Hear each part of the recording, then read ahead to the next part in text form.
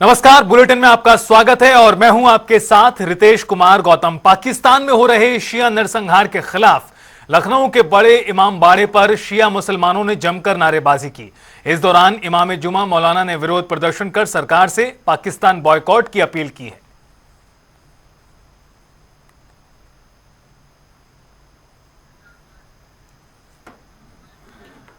प्रदेश में मुख्यमंत्री योगी आदित्यनाथ की पहल पर एक पेड़ मां के नाम लगाया जा रहा है और जिसको लेकर प्रयागराज में करेली स्थित काला डांडा कब्रिस्तान में एक पेड़ मां के नाम लगाया गया, जिसमें मुख्य अतिथि के तौर पर पूर्व सांसद उबैदुल्ला ने शिरकत की और इसके बाद जनता टीवी ने पूर्व सांसद से खास बातचीत की सुनी। नगरी प्रयागराज में जहां एक पेड़ मां के नाम अभियान के तहत यहां पर आप देख सकते हैं कब्रिस्तान में मुस्लिम समुदाय के द्वारा पेड़ लगाया जा रहा है और यहां प्लांटेशन किया जा रहा है। पहला पेड़ यहां पर पैगंबर इस्लाम के नाम से लगाया गया है, जिसके बाद प्रदेश सरकार योगी सरकार के द्वारा चलाए जा रहे अभियान एक पेड़ मां के नाम के द्वारा यहाँ पर लगाया गया है। और हमारे साथ पूर्व सांसद भी हैं उबैदुल्ला खान साहब, हम उनसे बात करेंगे। आज आप आए हैं प्रयागराज की धरती पर, आज आप प्लांटेशन कर रहे हैं एक पेड़ मां के नाम, किस तरह से ये माँ बाप का हक दुनिया में कभी कोई अदा नहीं कर सकता। पेड़ जिस तरह माँ बाप आदमी के लिए साया है, ऐसे ही पेड़ मानवता के लिए साया है। पेड़ का फायदा यह होता है कि लोग उसकी छांव में मुसाफिर आराम करता है। पेड़ का दूसरा फायदा यह होता है कि मुसाफिर के आराम करने के साथ साथ चरिंद परिंद चिड़िया ये सब अपना भोजन अपनी ग़िज़ा भी हासिल करते हैं। फिर दूसरी बात कि हम जो मजहब इस्लाम के मानने वाले मुसलमान कहलाते हैं, तो मुसलमान हजरत मोहम्मद सल्लल्लाहु अलैहि वसल्लम पर ईमान लाने की वजह से कहलाते हैं। मोहम्मद सल्लल्लाहु अलैहि वसल्लम खुदा के आखिरी पैगंबर हैं। वो सिर्फ मुसलमानों के पैगंबर नहीं हैं, वो इंसानों के पैगंबर हैं। और उन्होंने 1500 साल पहले फरमाया था कि पेड़ लगाओ, और पेड़ लगाने के लिए कहा था कि मुसाफिर आराम करेंगे, चरिंदों परिंद उससे रोजी रोटी हासिल करेंगे। फिर ये देखिए कि पॉल्यूशन आज का मैटर है। प्रॉफिट ने 1500 बरस पहले ये फरमाया था। अरब में आज भी पॉल्यूशन का कोई मसला नहीं, मगर हिंदुस्तान में पॉल्यूशन का मसला है। हमारे यहाँ प्रदूषण का मैटर है। तो ये पेड़ जो है वो हर तरह से देश को हरा भरा रखते हैं, खिजा से बचाते हैं, बाहर लाते हैं, लोगों की निगाहों में अच्छे लगते हैं। और सबसे बड़ी बात यह कि इन पेड़ों के जरिए देश की उन्नति प्रगति में एक हमें सहारा मिलता है। हमारे साथ असार न्याजी भी हैं, कमेटी के मेंबर हैं। ये बताइए आप किस तरह से लोगों को प्रेरित और जागरूक कर रहे हैं कि प्लांटेशन करें। मैं कब्रिस्तान मैनेजमेंट कमेटी का सदर होने के नाते अपनी जिम्मेदारी महसूस करता हूं कि इस कब्रिस्तान को खूबसूरत से खूबसूरत बनाया जाए। ये जंगल ना दिखे बल्कि एक बाग के तौर पर दिखे। जैसा कि पहले लोग आते थे तो देखते थे कि जंगल की तरह ये नजर आता था, यहाँ बबूल के दरख्त वगैरह ये वो। और पौधारोपण जो अभियान चल रहा है वो तो अपनी जगह पे, लेकिन हमारे वहाँ तो सुन्नत नबवी है जैसा हजरत ने फरमाया। और जो वनस्पति विज्ञान हम लोगों ने पढ़ा उसमें ये पढ़ा कि पेड़ पौधे से इंसान फैज़याब होता है। अल्लाह ने इसको बनाया ही इंसान के लिए है। बीमारियों में भी जड़ी बूटी के रूप में काम आता है, जलाने के काम में। सौ यात्रा हम पैदा होने से लेके गिनाए जाए तो मरने तक पेड़ के फवायद गिनाए नहीं जा सकते। लेकिन इस ज़िम्न में कब्रिस्तान के अंदर चूंकि हमारे पास ज़मीन है कब्रों के अलावा भी, तो ये हमारे लिए एक मौका था कि हम इस शजरकारी की मुहिम को अंजाम दें। तो ये तीसरा चरण है। इंशाअल्लाह आगे हम और भी पेड़ लगाएंगे और इस मुहिम को जारी रखेंगे। देखा आपने जिस तरह से बताया कि पैदा होने से मरने तक, और फिलहाल जो कब्रिस्तान है ये जंगल ना लगे, एक बाग की तरह लगे। और साथ ही कब्रिस्तान के साथ साथ उन्होंने पूरे शहर में पेड़ लगाने के लिए लोगों को जागरूक और प्रेरित करने की भी बात कही है। जनता टीवी के लिए सैयद मोहम्मद आमिर, प्रयागराज। लखनऊ में विकास प्राधिकरण की ओर से शहर में अवैध रूप से बेसमेंट के निर्माण और संचालन के खिलाफ अभियान चलाया जा रहा है। आपको बता दें कि विकास प्राधिकरण के उपाध्यक्ष प्रथमेश कुमार के आदेश पर प्रवर्तन दस्ते ने अवैध रूप से बने बेसमेंट में संचालित कोचिंग सेंटर और लाइब्रेरी के खिलाफ कार्रवाई की, जिसके तहत अब तक 25 प्रतिष्ठानों को बंद कराकर सील कर दिया गया है। और इसे लेकर जनता टीवी ने एलडीए के उपाध्यक्ष प्रथमेश कुमार से खास बातचीत की। देखिए। दिल्ली में जिस तरीके से अवैध बिल्डिंग में जो बेसमेंट में चल रही थी लाइब्रेरी कोचिंग सेंटर चल रहा था और 3 जो युवा थे उनकी जो मौत हो गई थी पानी भरने से वहां पे, उसके बाद जो है उत्तर प्रदेश सरकार में जो प्रमुख सचिव हैं नितिन रमेश गोकल, उन्होंने भी आदेश दिए थे यहाँ पर जांच करने के लिए। निरीक्षण लगातार लखनऊ विकास प्राधिकरण द्वारा भी किया गया, पिछले दिनों लगातार से अभियान ये चल रहा है और अब तक जिस तरीके से कहा जा रहा है कि लगभग 23 ऐसे जो है प्रतिष्ठान है जिनमें पाया गया निरीक्षण के दौरान कि अवैध रूप से बेसमेंट में जो है लाइब्रेरी और कोचिंग सेंटर चल रहे थे, जिनको सील किया गया प्राधिकरण की ओर से। हमारे साथ बात करने के लिए इसी मुद्दे पर प्राधिकरण के जो उपाध्यक्ष हैं प्रथमेश कुमार जी, उनसे बात करेंगे कि सर जिस तरीके से घटना हुई है दिल्ली में, उसके बाद से सरकार और शासन की ओर से भी आदेश आया कि प्रदेश स्तर पर और राजधानी लखनऊ में सभी जगह जो है इसकी जाँच की जाए। अभी तक क्या इस पर निकल के सामने आया जाँच में? हाँ, देखिए दिल्ली की जो घटना है जिसमें बेसमेंट में कोचिंग इंस्टीट्यूशन में चल रहा था अवैध तरीके से, वो बहुत ही दुखद घटना है। तो उसके क्रम में हमारे पास शासन से निर्देश प्राप्त हुए, जिसके क्रम में हम लोगों ने टीम्स गठित की, सीनियर लेवल्स ऑफिसर्स को लगाया और हम लोगों ने कार्रवाई की है। जहाँ भी बेसमेंट में स्टूडेंट्स को अवैध तरीके से पढ़ाया जा रहा है, जो चीज़ बाय लॉज में परमिटेड नहीं है, वैसी एक्टिविटीज़ हो रही हैं, तो उसमें हम लोगों ने सीलिंग की कार्रवाई की है। करीब 25 इंस्टीट्यूशंस ऐसे हैं जहाँ पे हम लोगों ने सील किया है। बाकी और लोग हैं उनको पहले, क्योंकि जागरूक भी नहीं है लोग, तो पहले हम लोगों ने नोटिस दिया है सबको कि आप ये सारी चीज़ें उपलब्ध करा दें वरना आपके विरुद्ध कार्रवाई की जाएगी। और उसके बाद इसी तरह से हम लोग अभियान जारी रखेंगे।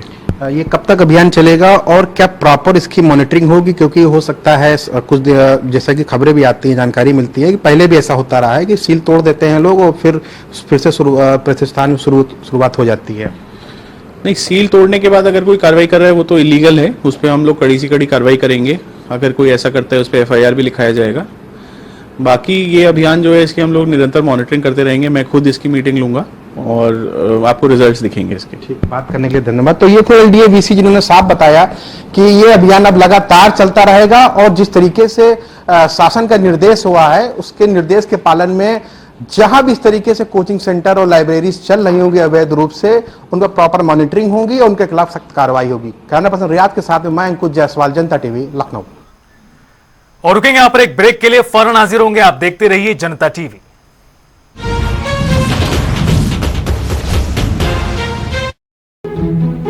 देख क्या सवेरे तो पड़ रहा से कति नॉन स्टॉप इनकी तो बातें चले जा से कति नॉन स्टॉप। माँ हर दूसरी बात पे नॉन स्टॉप बोलने लगी। माँ ने फोन पे राशन कार्ड बनवा लिया, आयुष्मान कार्ड बनवा लिया, हमारा डोमिसाइल बनवा लिया, दादी की पेंशन आ जाती है घर बैठे, हमारा हैप्पी कार्ड बनवा दिए घर बैठे। नॉन स्टॉप बढ़िया काम। ले तू भी करने लग गया नॉन स्टॉप। अभी तो कहते हैं हमारा हरियाणा नॉन स्टॉप हरियाणा।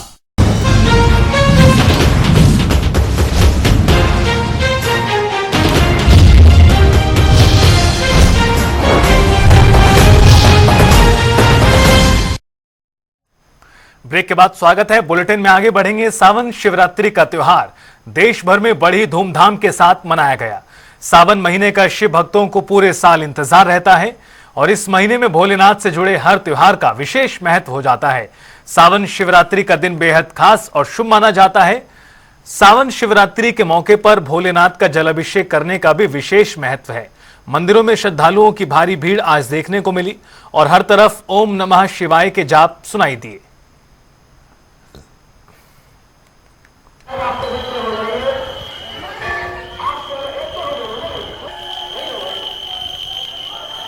आपको बता दें कि पूरे देश भर में आज सावन शिवरात्रि का महापर्व बड़े धूमधाम के साथ आस्था के साथ मनाया गया, जहां सभी शिव भक्तों ने शिवालयों में पहुंचकर जलाभिषेक किया और बम बम भोले के जयकारों से आज पूरा देश गूंजायमान हुआ। वाराणसी, प्रयागराज, अयोध्या, मुरादाबाद, गाजियाबाद और साथ ही साथ प्रदेश के अलग अलग इलाकों की तस्वीरें सामने आई हैं। किस तरह से मंदिरों में आज जबरदस्त तरीके से भीड़ दिखाई पड़ी है।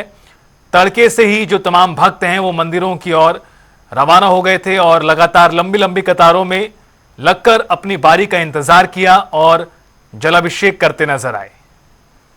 नमस्कार, मैं हूं जूही और आप देख रहे हैं जनता TV। आपको बता दें कि आज सावन का जो है सावन शिवरात्रि है और आज के दिन जो है शिव के हर मंदिर पर आप इस समय भीड़ देखेंगे और भीड़ देखने को मिलेगी, भक्तों की भीड़ देखने को मिलेगी। साथ ही जो कांवड़िया है वो आज के दिन जल अभिषेक जो है शिव जी का करते हैं पूरी श्रद्धा के साथ। और इस समय आप देख सकते हैं मैं मंदिर में मौजूद हूँ, मेरे पीछे आप भीड़ देख सकते हैं कि श्रद्धालु किस तरह से जो है शिव को जल चढ़ाने के लिए यहाँ पर मौजूद है। और साथ में हमारे जो है कांवड़िया भी मौजूद है जो हरिद्वार से जल लेकर आए हैं और शिव जी का जल अभिषेक करेंगे। सर, कहाँ से आप यात्रा करके रखते हैं? क्या आज जो सावन सावित्री मनाई जाती है, शिवरात्रि का क्या महत्व है? सावन की शिवरात्रि का क्या महत्व है? भोलेनाथ, आप गंगोत्री से जल लेकर आए, आज आपने जल अभिषेक किया, तो आज आपकी यात्रा का समापन हो गया। आज के बाद से आप मतलब अपनी नॉर्मल घर पे रह सकते हैं। और कितने दिन लगे आपको इस यात्रा में? मंगलवार की रात को गए थे जी, सोमवार की रात को आ जाए। पैदल यात्रा की थी आपने? बाइक से गए थे। सर, आप कहाँ से यात्रा करके आए हैं जल अभिषेक करने के लिए? गंगोत्री से ही आए। गंगोत्री से? साथ में गए। देखिए, अभी हमने यहाँ पर जो है कांवड़ियों से बात की है। ये अभी कांवड़ यात्रा पर निकले थे, गंगोत्री से ये जल लेकर आए हैं और यहाँ पर आज सावन शिवरात्रि के दिन जो है इन्होंने आकर शिव मंदिर पर जो है शिव का जल अभिषेक किया है। आप देख सकते हैं मेरे पीछे और भी बहुत सारे लोग भी मौजूद हैं। सर, कहाँ से आप आ रहे हैं यात्रा करके? हरिद्वार से। तो ये जानना चाह रहे हूँ कि सावन शिवरात्रि का क्या महत्व है? आज ही के दिन जल अभिषेक किया। भगवान शिव की शादी हुई थी, शादी हुई थी। हाँ जी, तो उसके उपलक्ष्य में आता है ये सब कुछ। जो आप हरिद्वार से जल लेकर आए हैं, इसका कुछ खास महत्व है यहाँ शिव जी का जल अभिषेक करने के लिए? हाँ जी, क्या महत्व है? सिद्धपीठ मंदिर है हमारा ये। देखिए, अभी हमने यहाँ पर बात की, आप देख भी सकते हैं कि हमारे साथ मौजूद हैं, इनके अपनी जल भी लिए हुए हैं, हरिद्वार से ये गंगा जल लेकर आए हैं और आज सावन शिवरात्रि के दिन जो है इन्होंने शिव मंदिर में आकर शिव जी का जल अभिषेक किया है। इसके साथ ही आप देख सकते हैं भीड़ बहुत ज्यादा तादाद में यहाँ पर मौजूद है भक्तों की और सब अपनी अपनी बारी का इंतजार कर रहे हैं कि उन्हें जल्द से जल्द मौका मिले और वो शिव जी का जल अभिषेक कर रहे हैं। इसके साथ ही यहाँ पर पंडित जी से भी बात करने का कोशिश करते हैं और जानने का प्रयास करते हैं कि आखिर सावन शिवरात्रि जो है वो क्यों मनाई जाती है। तो आपको ले चलते हैं मंदिर के अंदर और दिखाते हैं मंदिर का नजारा कितना खूबसूरत नजर आ रहा है। देखिए, हम मंदिर के अंदर पहुंच चुके हैं और आप देख सकते हैं कि भक्तों का जो है किस तरह से तांता यहाँ पर लगा हुआ है शिव जी को अभिषेक करने की। पंडित जी, एक सबसे बड़ा सवाल हमारा ये है कि जो सावन शिवरात्रि मनाई जाती है वो आम शिवरात्रि से किस तरह से महत्वपूर्ण और अलग है? शिवरात्रि का महत्वपूर्ण इतना है कि आज का दिन बहुत महत्वपूर्ण माना गया है। शिवरात्रि के उपलक्ष्य में जल अभी का भी है और जल सुबह 4 बजे भी चढ़ेगा और 2 बजे भी चढ़ेगा। 3 बजे स्टार्ट होगा, शाम को 6 बजे तक का है और भक्तों की बहुत बढ़िया भीड़ है, बहुत अच्छा है, कार्यक्रम अच्छा चल रहा है, ऐसी कोई बात नहीं है। अच्छा, जो कांवड़ यात्रा करते निकलते हैं और जो बाहर से जल लेकर आते हैं, उस जल अभिषेक का कोई खास महत्व होता है? उसका महत्व यह है कि अपनी जो भी कामना से आते हैं लोग अपनी मनोकामना पूर्ण करने के लिए ये कार्य किया जाता है। इतनी मेहनत करके आते हैं, हरिद्वार से पैदल चल जाते, ये महत्वपूर्ण उन्हीं का अभिषेक होता है। अभिषेक उन्हीं की शक्ति के अनुसार ये सारा कार्य बताया जा रहा है। बहुत बहुत धन्यवाद पंडित जी। देखिए, हमने पंडित जी से बात की यहाँ पर और पंडित जी ने हमें बताया कि सावन शिवरात्रि का क्या महत्व है। और सबसे बड़ी बात यह है कि जो कांवड़ यात्रा निकलती है जिसमें कांवड़िया जो है वो हरिद्वार गंगोत्री से गंगा जल लेकर जो है यात्रा करके आते हैं अपनी मन्नत मन में लिए हुए और आज के दिन जो जल अभिषेक करते हैं उसे कहा जाता है कि उनकी मन्नत जरूर पूरी होती है।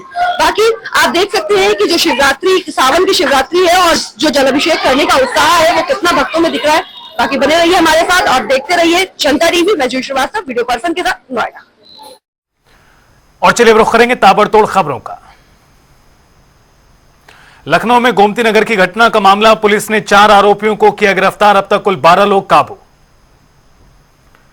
रायबरेली में पुलिस ने निकाला पैदल मार्च, एएसपी ने पुलिस बल के साथ पैदल मार्च निकालकर लोगों को सुरक्षा का दिया भरोसा। रायबरेली में चोरों के हौसले बुलंद, लाखों के आभूषण समेत नकदी पर हाथ साफ, घर में सो रहे थे लोग। रायबरेली में डायरिया और बुखार का लगातार बढ़ रहा प्रकोप, 2 बच्चों की मौत, 40 मरीज हैं भर्ती। रायबरेली में मामूली बात को लेकर 2 पक्षों में हुआ विवाद, लाठी डंडों से किया जानलेवा हमला, घायल युवक की हालत नाजुक, जिला अस्पताल किया रेफर।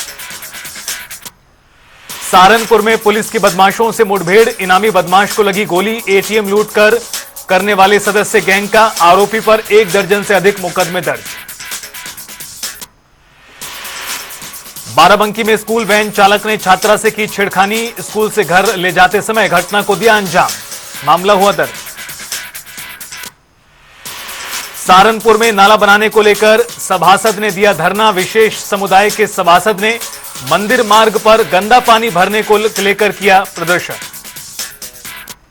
लखीमपुर खीरी में नाबालिग बच्चे को बाघ ने बनाया शिकार, खेत में बरामद हुआ शव, सूचना के बाद पहुंची पुलिस, परिवार में कोहराम।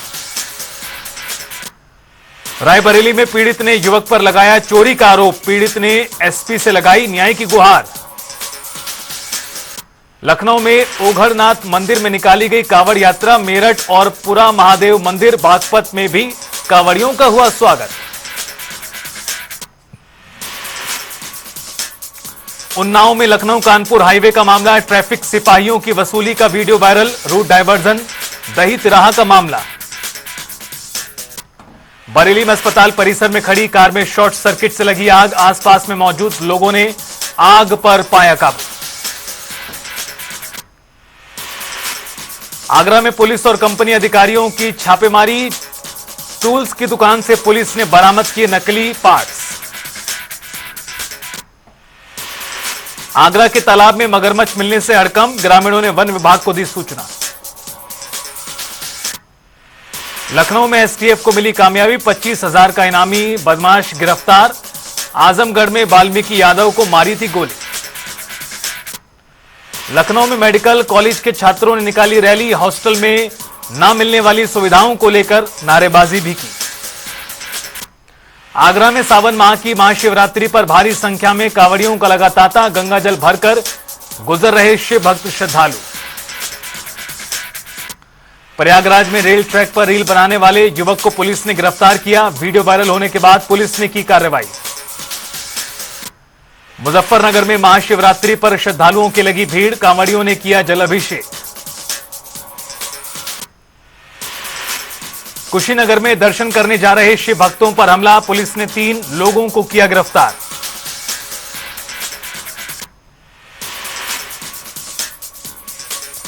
रायबरेली में बिजली विभाग के खिलाफ किसान नेता का प्रदर्शन, डीएम कार्यालय पर दिया धरना, किसान ने बिजली की मांग को लेकर सौंपा ज्ञापन। कन्नौज में मंत्री के निरीक्षण की सूचना पर हड़कंप, निर्माणाधीन पंचायत प्रशिक्षण केंद्र को चमकाने में जुटा प्रशासन। फर्रुखाबाद में नाबालिगों ने चोरी की घटना को दिया अंजाम, मामला कैमरे में कैद। फर्रुखाबाद कोतवाली क्षेत्र के घुमना बाजार की घटना। बान्ना में अघोषित बिजली कटौती को लेकर ग्रामीणों का हल्ला बोल, ग्रामीणों ने लगाया जाम। बहराइच में घाघरा नदी के पास दिखी 4 सुरंग, आसपास के ग्रामीणों में हड़कंप, सूचना के बाद पहुंची पुलिस। बरेली में मलेरिया के मामले सामने आए, डीएम ने किया गांव का निरीक्षण, सीडीओ, सीएमओ, एसडीएम मौके पर रहे मौजूद। लखनऊ में मंडलायुक्त ने किया स्थलीय निरीक्षण, संबंधित शिकायतों का जायजा लिया। लखीमपुर खीरी में कांवड़ियों की बाइक को पिकअप ने मारी टक्कर, 1 की मौत 2 घायल। ललितपुर में बीजेपी ओबीसी मोर्चा के प्रदेश उपाध्यक्ष सरकारी चावल की तस्करी में गिरफ्तार, खाद्यान्न से भरी रैक चोरी करने का आरोप।